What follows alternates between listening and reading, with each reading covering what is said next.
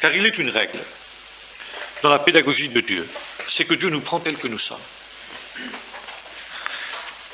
Et il nous prend tels que nous sommes sans rien demander, si ce n'est le désir de vouloir marcher avec lui. Le Seigneur n'exige pas de la femme adultère qu'elle soit parfaite du jour au lendemain. Il exige simplement qu'elle rompe avec son péché. Ça, c'est évident. Il n'exige pas de Zachée ou de Lévi, qui est assis à son bureau de péage, qu'il devienne parfait au moment où il répond à son appel. Ce qui, d'ailleurs, est un sujet de scandale pour les pharisiens. Comment il appelle des pécheurs, des publicains, des prostituées, des gens de mauvaise vie. C'est pas normal. N'est-ce pas ? Non. Le Seigneur prend les hommes tels qu'ils sont. Le Seigneur nous prend tels que nous sommes, parfois encore avec des failles énormes dans nos vies. Et si j'ose dire, Dieu ajuste son pas à notre pas. N'est-ce pas ?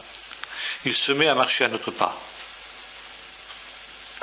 Seulement, il ne fait pas cela pour que nous restions ce que nous sommes. Dieu nous prend tels que nous sommes, mais pour nous transformer et nous rendre semblables à ce qu'il est. Et cette œuvre de grâce, qui est uniquement grâce, qui n'est pas le résultat des efforts de l'homme, qui n'est pas le résultat d'un ascétisme, cette œuvre de grâce est une œuvre qui se fait sur la base du oui de l'homme. Oui, Seigneur, j'accepte d'aller plus loin.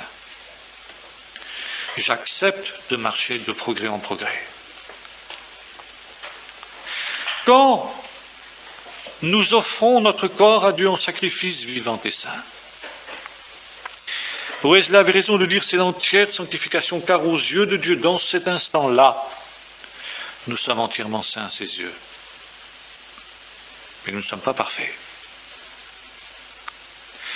Car si Dieu nous demandait tout de suite, nous ne pourrions pas supporter, il nous briserait.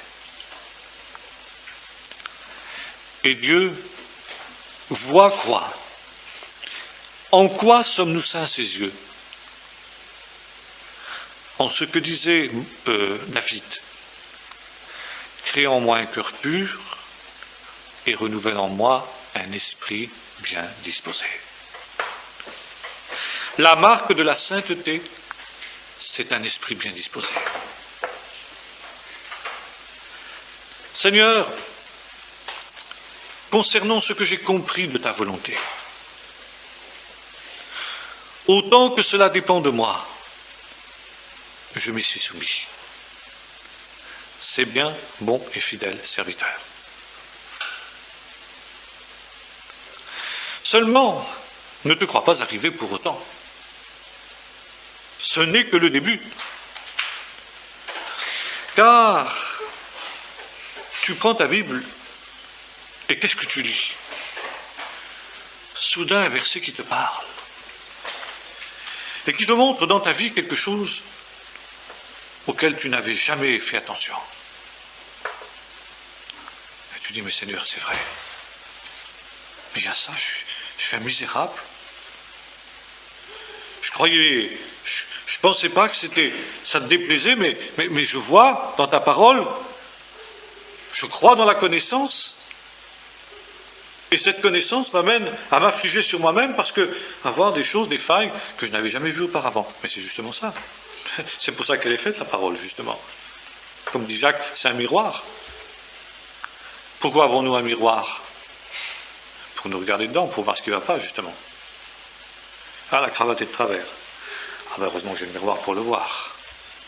Et vous connaissez l'histoire vraie de ces missionnaires qui étaient arrivés à Madagascar avant le réveil et qui avaient offert à la vieille reine, qui était un abominable tyran, n'est-ce pas, qui régnait sur l'île et qui était en même temps laide comme les 7 péchés capitaux, si j'ose dire, n'est-ce pas, lui avait donné un miroir et quand elle avait vu l'horreur dans le miroir, elle avait cassé le miroir. Hein. Bon, attitude tout à fait stupide, bien sûr. On peut agir comme ça vis-à-vis de la parole de Dieu, le miroir. Hein. Mais on peut aussi dire, ah, Seigneur, c'est vrai, je ne savais pas que j'étais comme ça. Donne-moi ta grâce. Donne-moi ta grâce pour corriger ça. Donne-moi ta grâce pour mettre de l'ordre dans ce qui a besoin de l'être. Croissez dans la connaissance et dans la grâce. La connaissance nous amène à soupirer après la grâce. Et Jean nous dit, nous avons tous reçu grâce sur grâce. Eh oui. Nous sommes transformés de plus en plus à son image de gloire en gloire, dira l'apôtre Paul. Comme parle le Seigneur, l'Esprit. Et quand nous avons fait cela, le Seigneur dit, c'est parfait. Maintenant tu es saint, tu es resté saint. Et puis soudain, c'est plus la parole soudain qui va nous parler, mais c'est le Saint-Esprit. Soudain, le Saint-Esprit est attristé, nous ne trouvons plus la communion avec Dieu, nous disons, mais Seigneur, qu'est-ce qui se passe? Qu'est-ce que j'ai fait? Et puis soudain, le Saint-Esprit nous dit, mais telle parole que tu as dite là, tu crois que c'était véritablement juste, saint? C'est pas quelque chose dont la parole parle, mais on sent bien, dans la communion de Dieu, qu'il y a quelque chose qui ne va pas. Et nous nous sanctifions aussi. Et puis, ça peut être aussi par un frère qui, soudain, par une parole, une réflexion, en disant, mais là, je n'agis pas bien, mon comportement n'est pas juste. Ça peut être même par des inconvertis, vous vous souvenez, que le Seigneur a parlé à Josias par la bouche du pharaon égyptien Nécho, le païen. Ah oui, le Seigneur veut parler comme ça aussi. C'est ça. Alors, si nous écoutons la parole de Dieu, si nous marchons par la foi et pas simplement comme des hommes religieux, qui ont des catégories bien délimitées, y compris la parole, n'est-ce pas? Bon, ils ont telle parole, ils ont tout compris de cette parole-là, il n'y a plus rien à ajouter. Premier point, deuxième point, troisième point, quatrième point. Bon, ça y est, j'ai respecté tout ça, comme le jeune homme riche de la parabole. Pas de la parabole, de l'évangile. Hein. Tu ne tueras pas, tu ne commettras pas d'adultère. Ah, mais Seigneur, j'ai fait tout ça dès ma jeunesse. C'est clair, ça y est, là, j'ai tous les points. Eh oui, mais la parole de Dieu a 70 facettes. Tu n'auras jamais fini d'en sonder la parole de Dieu. Si tu crois que tu n'as plus rien à recevoir de la parole de Dieu, que tu as tout compris, tu es un homme religieux. Et tu bloques l'œuvre de la grâce dans ta vie. Tu ne crois plus dans la grâce et dans la connaissance.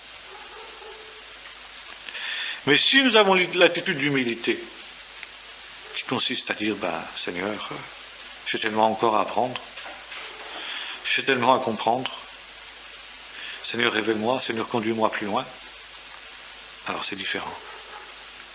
Et comme l'ont dit tous les grands hommes de Dieu, comme Finney, comme Moody, comme Wesley, comme d'autres, n'est-ce pas?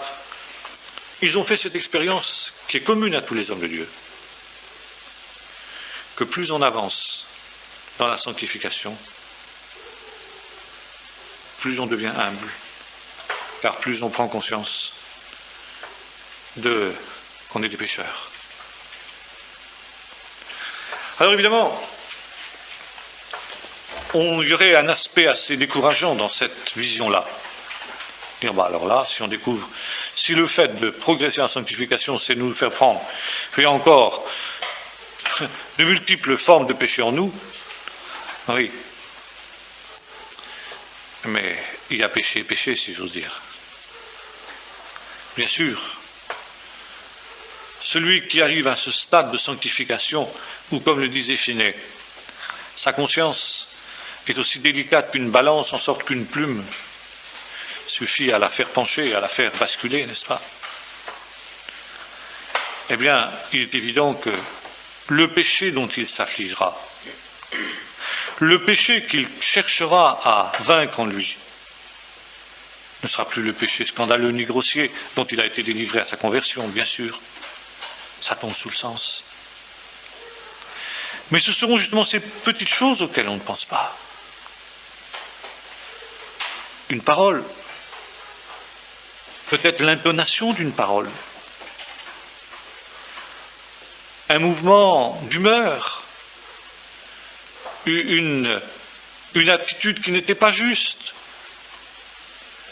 que sais-je, des choses qui paraîtraient infimes, insignifiantes. Et c'est bien pour ça qu'on ne s'en rend pas compte au début quand ça marche en sanctification, parce que justement, quand on fait le ménage, on commence par déménager les grosses choses, quoi, ce qui est visible. Et c'est seulement après qu'on se rend compte que, tiens, il y a encore là des petits détails à corriger. Et c'est ça l'œuvre de la grâce de Dieu. C'est ça l'œuvre de la sanctification. Alors, il y a ces péchés par ignorance que le Seigneur nous révèle petit à petit et qui nous amène à corriger, justement, parce que le Seigneur, ce que Dieu veut, dire à l'apôtre, c'est votre sanctification. Et le Seigneur nous conduit sur ce chemin-là. Et c'est pourquoi, comme l'on dit, nombre de prédicateurs, la sanctification, c'est l'œuvre de toute une vie, vécue de cette manière-là. Alors, c'est loin d'être quelque chose de décourageant, au contraire. Car nous marchons de victoire en victoire. Et en même temps, c'est ce désir d'être toujours plus saint, de chercher toujours ce qui est le plus juste aux yeux de Dieu. Ce n'est pas des remises en question permanentes, n'est-ce pas, sur les points fondamentaux qui sont acquis, c'est vrai, mais précisément sur une vision plus nuancée, plus équilibrée.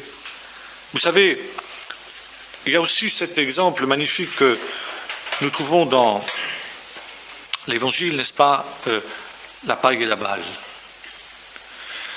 Vous savez bien que tous les agriculteurs vous diront d'une manière très nette que bon, la paille, c'est inutile, bien sûr. C'est pas la paille qu'on recherche, c'est le grain. Mais si on enlève trop tôt la paille, le grain va mourir. Le Seigneur le sait. Souvent, dans nos élans, dans notre consécration à Dieu, il y a une part très bonne, très spirituelle. Dans ce que nous faisons pour Dieu, il y a des choses très spirituelles. Et puis il y a des choses charnelles qui sont mêlées, il y a un mélange. C'est vrai pour nous, c'est vrai pour les autres. Ça nous amène aussi à nuancer parfois certains jugements que nous pouvons porter sur les autres. Nous pouvons faire des choses très sincèrement, avec le désir de faire la gloire de Dieu. Il y a pourtant une partie charnelle. Une part d'orgueil, une part de satisfaction vaine, etc. Surtout quand on est jeune, surtout quand on commence avec le Seigneur, c'est normal. Et c'est Duplessis qui mettait en garde les prédicateurs vis-à-vis des jeunes en disant, bien, surtout ne découragez pas cela, parce qu'à ce moment-là, vous tuez tout. Mais petit à petit, le Seigneur, il brûlera la paille, mais il mettra le grain dans les greniers. Petit à petit, le Seigneur le fait. Il le fait par son esprit. Quand le temps est venu, quand nous sommes capables de le supporter, et soudain, dans tel comportement, eh bien, il montrera qu'il y avait une part de quelque chose de charnel. Je me souviens d'avoir lu quelque part cette vision qu'avait eue un serviteur de Dieu. Il était couché une nuit dans son lit et soudain, il a vu un personnage qui pénétrait dans sa chambre, qui s'approchait de son lit. C'était un serviteur de Dieu, au demeurant, qui était un homme de Dieu tout à fait zélé, et il était réputé pour son zèle. On disait, quel homme de Dieu zélé, toujours sur la brèche. Et soudain, ce personnage s'approche de son lit et lui dit, donne-moi ton zèle. Et alors, il disait ensuite, c'est comme si soudain mon zèle s'était matérialisé, et je lui ai donné. Et cet homme, qui était un ange, en quelque sorte, a pris son zèle, il a sorti 1 mètre, puis il a commencé à mesurer, il a commencé à peser. Et puis il écrivait. Et à la fin, il lui a donné. Il dit, voilà, de quoi ton zèle se compose? Alors je dis n'importe quoi, 18% d'orgueil, 20% de désir de paraître, 30% etc. Quoi. Puis il restait 2 zèles véritables, il restait une proportion beaucoup moindre en tout cas que ce qu'il imaginait. C'était pas... Le Seigneur ne lui faisait pas vivre cette expérience pour lui dire « fais plus ce que tu fais ». Mais tu as besoin maintenant de passer une nouvelle vitesse, en quelque sorte. Tu as besoin de te sanctifier. Tu as besoin d'épurer. Hein? Alors parfois, le Seigneur aussi le fait par des épreuves, par des difficultés, qui nous amènent à réfléchir, à rentrer en nous-mêmes. Il y a 1001 moyens par lesquels le Seigneur nous sanctifie. Brûle ces choses, dont certaines ne sont pas d'ailleurs obligatoirement mauvaises, mais qui sont là, charnelles. C'est le vieil homme, c'est le moi, alors c'est le mélange. Hein? Il y avait aussi, je crois, autant que je me souvienne, ça me revient maintenant, il y avait une partie qui était justement l'esprit de parti, le désir de promouvoir sa dénomination, son église, vous voyez, toutes sortes de choses comme ça. Et c'est un tout. On dit, mais on fait ça pour le Seigneur. Ben oui, bien sûr, c'est vrai, c'est pas faux. Mais il y a des choses à épurer. Et c'est ça l'œuvre de la sanctification. C'est ça qui prend évidemment toute la vie. Alors ce pauvre serviteur de Dieu ce matin-là, quand l'ange est parti, qu'il s'est réveillé, il était un peu découragé, il dit, mais Seigneur, c'est vrai, il a reconnu, il dit, c'est vrai, c'est comme ça. On prend un peu le bouillon, mais en même temps, ça donnait une nouvelle dimension à son ministère après. Parce que quand le Seigneur nous révèle ces choses, la connaissance, c'est pour ensuite donner la grâce, pour triompher de ces choses et nous donner la force de marcher plus loin. Alors évidemment, on pourrait continuer longtemps sur ce thème, mais résumons-nous à dire finalement que la sanctification a ces deux aspects. Immédiat et progressif. Ce n'est pas contradictoire, c'est complémentaire. En même temps, pas contradictoire, la part de l'homme, la rupture avec le péché, la rupture avec le monde, la rupture avec le moi, la consécration à Dieu, et puis ensuite l'œuvre de Dieu qui nous donne la grâce et de nous révéler ce qui a besoin d'être fait encore et nous donne la force de le vaincre. D'en être vainqueur, n'est-ce pas?